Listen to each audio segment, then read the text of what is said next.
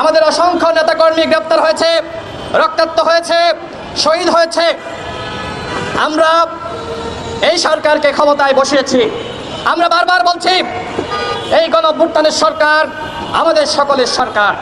আমরা যারা গণঅভ্যুত্থান সংগঠিত করেছে, সেই গণঅভ্যুত্থানের সরকারের আমলে যদি নুরুল হক নূরকে আক্রান্ত হয়ে রক্তাক্ত হয়ে ঢাকা মেডিকেলের আইসিইউতে কাটাতে হয়, যদি আমাদের নেতাকর্মীদেরকে হাসপাতালের বিছানায় কাটাতে হয়, সেই সরকারকে কোনোভাবেই কি গণঅভ্যুত্থানের সরকার বলা যায়? বন্ধুগণ, এই সরকার পদে পদে ভুল করছে। আজকে গণঅভ্যুত্থানের নায়কদেরকে রক্ষা করতে পারছে না। আজকে হয়তো নুরুল হক নূরকে আক্রান্ত করা হয়েছে, আগামীকাল কিন্তু আপনার পালা। সুতরাং যদি মনে করেন পিঠ বাঁচাতে চুপ থাকবো, কারোর পিঠ কিন্তু রক্ষা হবে না।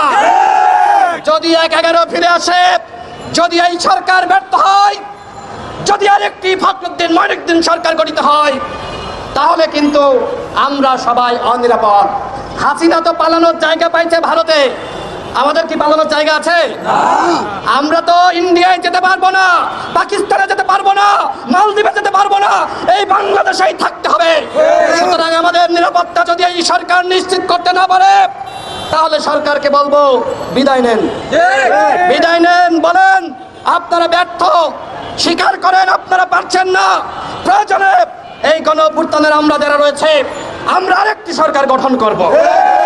সংগ্রামী সাথী বন্ধুগণ, আমরা আমাদের দলের পক্ষ থেকে বলেছিলাম, বিপ্লবের পরে, অভ্যুত্থানের পরে যারা গণঅভ্যুত্থানে অংশ নিয়েছে, সবার অংশীদারিত্বের জাতীয় সরকার, কিন্তু আমাদের কথা শোনা হয়নি।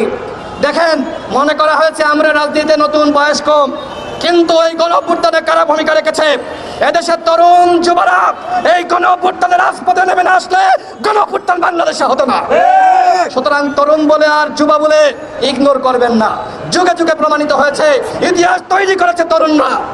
আমি কথা বাড়াতে চাই না, স্বরাষ্ট্র উপদেষ্টাকে বলতে চাই, নুরুল হক নূরের উপর হামলা হয়েছে, এখনো পর্যন্ত দুঃখ প্রকাশ দেখি নাই, কোনো সহমর্মিতা প্রকাশ করেন নাই।